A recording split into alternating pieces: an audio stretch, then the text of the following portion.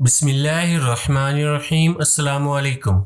نصیحت چینل کے معزز خواتین و حضرات، آج کی ویڈیو شروع کرنے سے پہلے آپ سے گزارش ہے ایک مرتبہ درود پاک پڑھ لیں، جزاک اللہ۔ سلطان محمود غزنوی کے محبوب وزیر ایاز نے اپنے پرانے کپڑے اور جوتے ایک کمرے میں چھپا کر رکھے ہوئے تھے۔ وہ روزانہ اس کمرے میں جاتا اور اپنے کپڑوں اور جوتوں کو دیکھ کر کہتا، اے ایاز، اپنی اوقات پہچان۔ بادشاہ کی خدمت میں آنے سے پہلے تیری یہ اوقات تھی، تو یہ پیوند لگے ہوئے کپڑے اور جوتے پہنتا تھا۔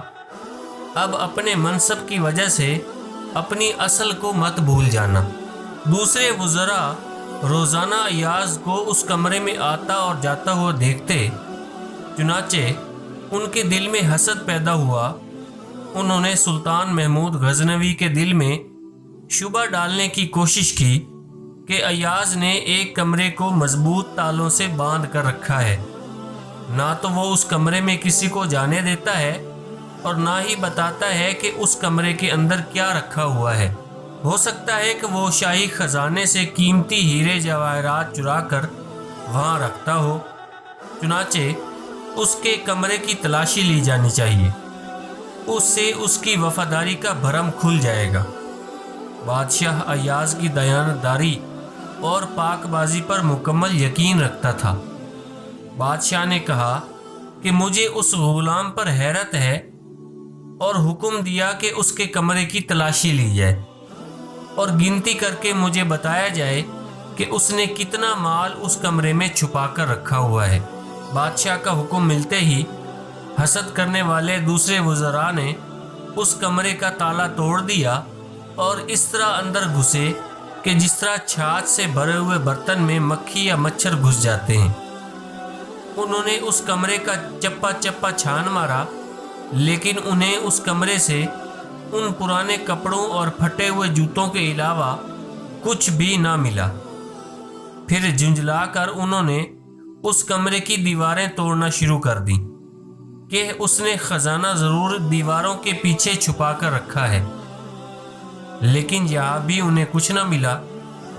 آخر کار ندامت اور پشیمانی کا پسینہ ان کے چہرے سے ٹپکنے لگا۔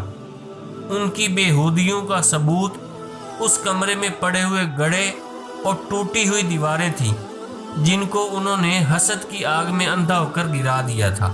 اپنی اس بےہودہ کارروائی کے بعد انہیں اس بات کا خوف پیدا ہو گیا کہ جب بادشاہ کو اس کی حقیقت پتہ چلے گی تو ہم بادشاہ کو کیا جواب دیں گے۔ آخر کار اپنی جان سے مایوس ہو کر اور اپنے چہروں پر گرد و غبار ملتے ہوئے بادشاہ کی خدمت میں حاضر ہوئے۔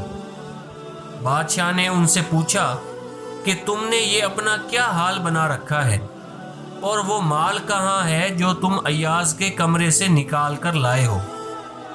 تمہارے چہروں پر وحشت طاری ہے۔ بادشاہ کے یہ کلمات سننے کے بعد ان میں یہ تاب نہ رہی کہ بادشاہ کے سامنے کھڑے ہو سکیں، چنانچہ وہ ندامت کے مارے بادشاہ کے قدموں میں گر گئے۔ سلطان محمود غزنوی نے فرمایا، تم لوگوں کو اپنی اس غلطی کی سزا ضرور ملے گی۔ اب اس بات کا دار و مدار ایاز پر ہے، کیونکہ تم اس کی عزت سے کھیلے ہو اور اس پر ایک جھوٹا الزام لگایا ہے۔ تمہاری سزا کا فیصلہ اب ایاز کی مرضی کے مطابق ہوگا۔ پھر اس کے بعد سلطان نے ایاز کو طلب کیا اور فرمایا، اے نیک بخت، تم اس آزمائش میں سرخرو ہو گئے۔ اب یہ سب تیرے مجرم ہیں، تو جو چاہے ان کو سزا دے۔ ایاز نے عرض کی، اے بادشاہ سلامت، بادشاہت تو آپ کو ہی زیبا دیتی ہے۔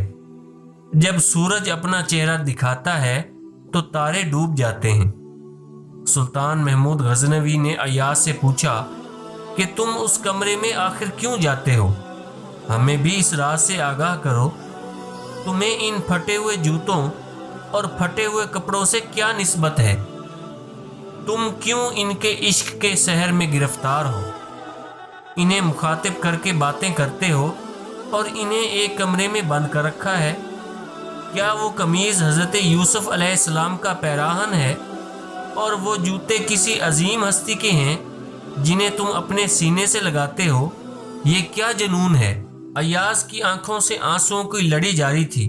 اس نے عرض کیا کہ اے بلند مرتبت بادشاہ، میرا موجودہ مقام و مرتبہ آپ ہی کی مرہون منت ہے، ورنہ میں تو حقیقت میں ایک مسکین اور بے نوا آدمی ہوں، اور یہی پھٹے پرانے کپڑے اور جوتے پہننے کے لائق ہوں۔ یہ میری غریبی کے دنوں کی یادگار ہیں۔ ان کی حفاظت میں اس لیے کرتا ہوں کہ اپنے بلند منصب اور شان پر مغرور ہو کر کہیں اپنی حقیقت کو نہ بھول جاؤں۔ دراصل میں ان کی حفاظت نہیں کرتا بلکہ اپنی اصلی ذات کی حفاظت کرتا ہوں۔ دوستو، اگر یہ ویڈیو آپ کو پسند آئی ہے تو اسے لائک اور شیئر کر دیں۔ آپ نے اس ویڈیو سے کیا سبق حاصل کیا ہے؟ کمنٹس میں اپنی رائے سے ضرور آگاہ کیجیے گا۔ اگر آپ نے ہمارا چینل نصیحت کو سبسکرائب نہیں کیا تو اس کو سبسکرائب کر لیں۔ جزاک اللہ۔